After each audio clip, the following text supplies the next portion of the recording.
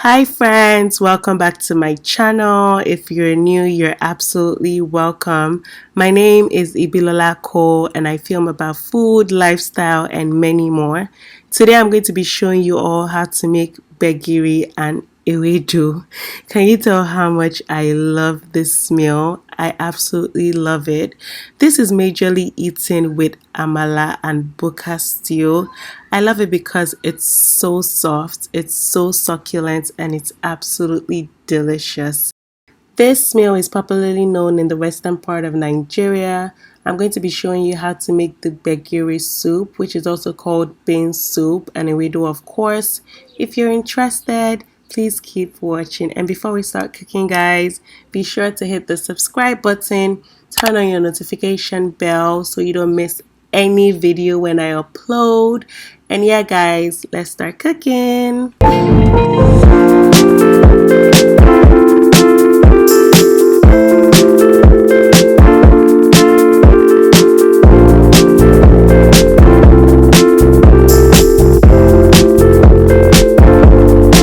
Okay guys, so we're cooking the Gbegiri first, and you're going to obviously need your beans. I always use the black eye beans or peas. If you want to know how I wash my beans, I'm going to leave a link in this video. You can click it and see how I easily wash my beans. I'm also going to be using some red bell peppers, some Scotch bonnet, some hot peppers for extra spiciness, some onions.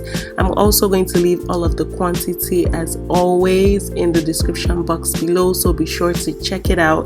I'm just going to cook all of this together for about 20 minutes. Cook it until your beans is very soft, and that's what I did. I basically cooked it till my beans were soft, and then I'm going to let it cool down and blend. Actually guys, disclaimer, I was in a hurry, so I actually didn't let it cool down, but you should actually let it cool down, you know, just so nothing happens to your blender. But I took the risk because I was craving this amala like crazy. So I'm just blending all of my peppers and my washed cooked beans, my onions. Be sure to not use too much peppers if you know you don't like things too spicy. But yeah guys, I love it spicy, so I use a lot of peppers. So you can skip this part or just use one or two depending on your tolerance level.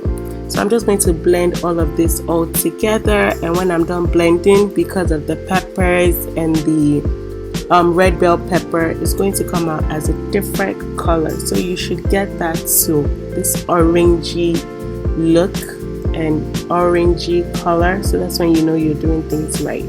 So yeah guys, I'm going to blend this until it's very smooth. You don't want it to be lumpy, you don't want it to have, you know, anything in it. Blend it until it's smooth. Okay guys, after blending your beans and your peppers and everything, you're going to sieve it just to make sure that it's accurately or it was adequately blended. So that's what I'm just doing. I'm sieving. I'm going to add some water.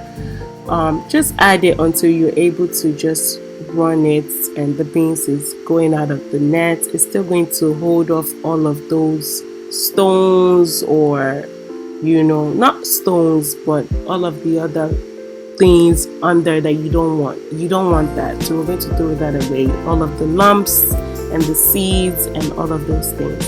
So that's what you're basically going to be seeing me doing. I'm just going to be sieving and sieving and sieving.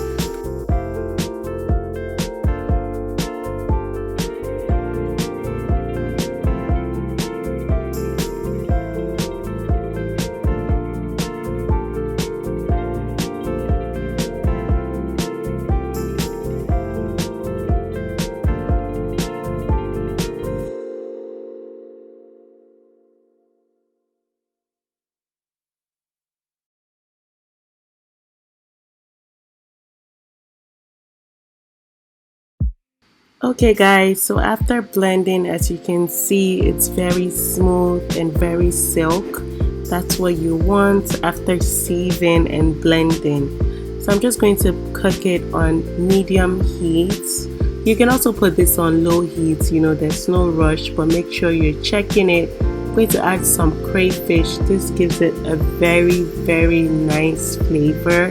It takes it to a whole different level. Please don't make this gbegiri and avoid adding crayfish.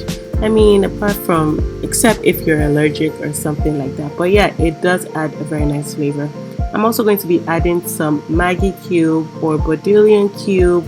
Whatever seasoning cube you have is fine.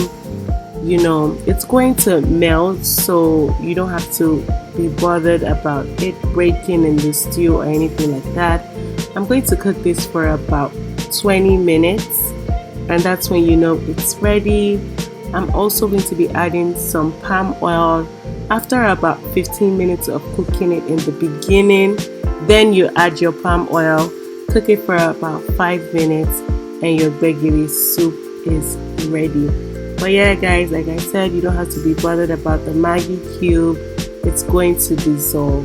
And now I'm adding my palm oil to give it extra color and flavor and make it rich and tasty. So you're just going to cook this for additional 5 minutes. Cover it up, medium heat. And yeah guys, gbegiri is absolutely ready. This was so delicious. It was so tasty. It's popularly known for it to be eaten with amala, but we ate this with so many other things. Onto our Ewedu guys. So I usually use the fresh Ewedu leaves, but I came across this one in my grocery store. It's also called Jute leaves. So if you're confused, if you're looking for Ewedu and you're not finding it, you can ask for Jute leaves. It wasn't really difficult to find, and I also heard like a lot of grocery stores actually have it. So what I practically do is I put it in the blender. I put a little bit of water because this can easily become watery and you don't want that. So just be mindful with the amount of water you put, you know, depending on your Ewedu leaves. I put about half a cup and that was fine for me. So I blend this until it's smooth, and yeah guys, my Ewedu is ready. Also, another tip, when you're cooking this, you don't want to add salt while you're cooking it because it can easily lose its consistency. So I add it when I'm almost done, just right before I turn off the fire. I add a pinch of salt. You don't need too much salt. Taste for salt. You also want it to be delicious. Some people put iru, which is also called locust beans. I love to put egusi on days that I don't have iru. It just gives it a very nice local and traditional look. I figured this up from a buka, restaurant that I always eat back when I was in Nigeria, and I just really love how it looks in my Ewedu. So guys, I added my salt at the end, and it doesn't take too long. After 10 minutes or 5 minutes, your Ewedu is ready. You don't want it to be overcooked. Okay guys, on to our amala. If you want to see a video on how I make my amala so soft and lush, please comment in the section below. I absolutely love amala guys. I feel like this is the best swallow to ever happen because it's just so lush and so delicious and so soft. Like, I love it. I absolutely love it. If you haven't seen my video on how I make my buka stew, be sure to check this link right here. Click on the link and watch how I make my buka stew and come back and thank me later. Alright guys, thank you so much for your support. Thank you for supporting me. Do not forget to subscribe to my channel. It does help me out. Also like and comment and share. If you loved this video, leave me a lovely comment. And until then guys, I'll catch you in my next one. Bye.